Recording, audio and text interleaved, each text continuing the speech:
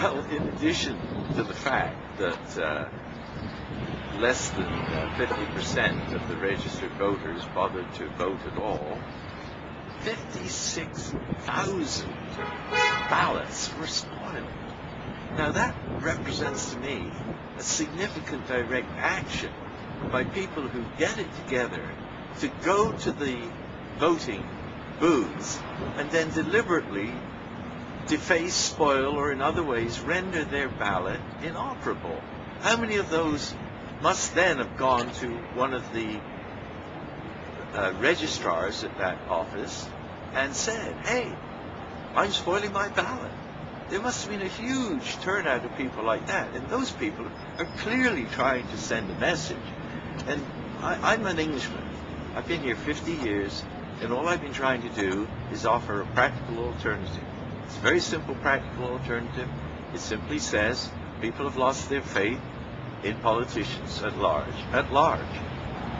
Everyone knows now, by now, they're largely scoundrels. So what to do? Well, what to do is simply to have a popular election based on the idea that you don't have to vote for a politician. In effect, you can put a vote in for your own sovereignty, your own individuality, and you can vote in none of the above on the ballot. They can still run their candidates. No one's stopping that. But we need this none of the above option. And if those votes are counted, and if it appears that they have a first past the post majority, a significant majority, and let's not bother just being first past the post, let's be first over the entire field. Let's make it clear to people what would follow. And what would follow would be something like a grand jury, a random selection of a man and a woman from each constituency. And they would be just randomly selected as though going to do jury duty. If it fell to it that these people were not capable of doing the job, then I think they would have the courage and the intelligence to say, I'm not capable of representing my community, I don't know enough about it, I'm not sufficiently capable.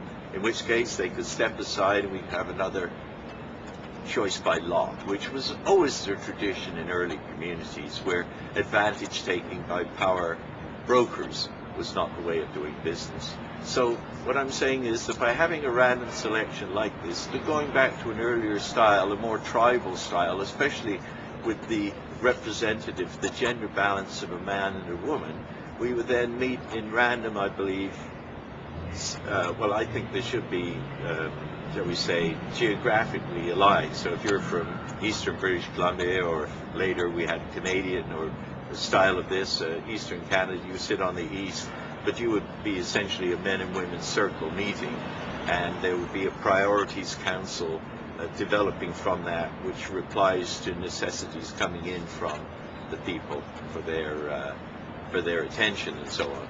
In the meantime, so that there would be a transfer, we would still have the civil service. We would still have the civil service, but now the civil service would be properly watchdogged by these people randomly selected from the community to ensure that the civil service had the best conditions and the most available time off, and the bureaucracy was not pursued, because we would now be reintegrating an all of the above agenda.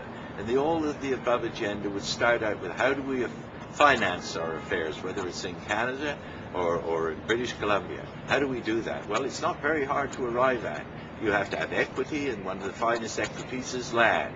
The Crown, of course, claimed the land on behalf of, well, Her Majesty the Queen, in the name of Her Majesty the Queen and so on.